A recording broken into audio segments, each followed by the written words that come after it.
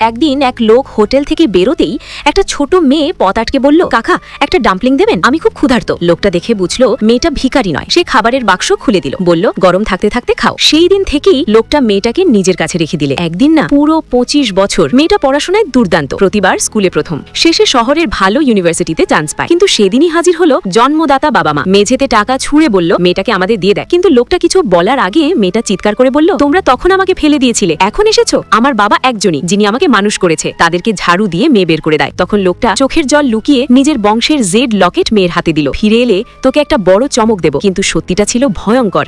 এই সাধারণ লোকটাই আসলে ব্ল্যাক গোল্ড গ্রুপের প্রতিষ্ঠাতা, বিশ্ব কাঁপানো ধনকুবের। সে ঠিক করেছিল মেয়েটা গ্রাজুয়েট করলেই পুরো গ্রুপটা তার হাতে তুলে দেবে। 4 বছর পর মেয়েটা তারই কোম্পানিতে ঢুকে চাকরি নেয় আর উঠে আসে টপ ম্যানেজমেন্টে। কিন্তু জন্মদাতা বাবা মা তাকে ধীরে ধীরে বদলে দেয়। সে ভুলে যায় 25 বছরের বাবার ভালোবাসা। বারবার বাবার ফোন কেটে দেয়। বিয়ের আগে বাবা ডাম্পলিং বানিয়ে অপেক্ষা করে। মেয়ে আসে, কিন্তু মেয়ে এসে খাবার ছুঁড়ে ফেলে বলে, এমন সস্তা জিনিস তুমি দিবে আমাকে বিয়ের দিন? বাবাকে অপমান করে চলে যায়। পরের দিন মেয়ের বিয়ে। মেয়েটা বিয়ের মঞ্চে বলে ওঠে, আজ আমি যা, সব আমার জন্মদাতা বাবা মায়ের জন্য। লোকটা তখনই শেয়ার ট্রান্সফার চুক্তি নিয়ে মঞ্চে উঠতে যায়। হঠাৎ মেয়েটা চিৎকার করে উঠে, আপনি আমার বাবা নন। 100 টাকা ছুঁড়ে দিয়ে বলে, এই নিন আপনার দাম। সবাই হাসে, কিন্তু লোকটা শান্ত গলায় বলে, মানুষ বদলায় না, সময় মানুষকে চিনিয়ে দেয়। এই গল্পের আসল বিচার এখনো বাকি। বাবার চোখের জলের হিসেব মেয়েকে দিতে হবে।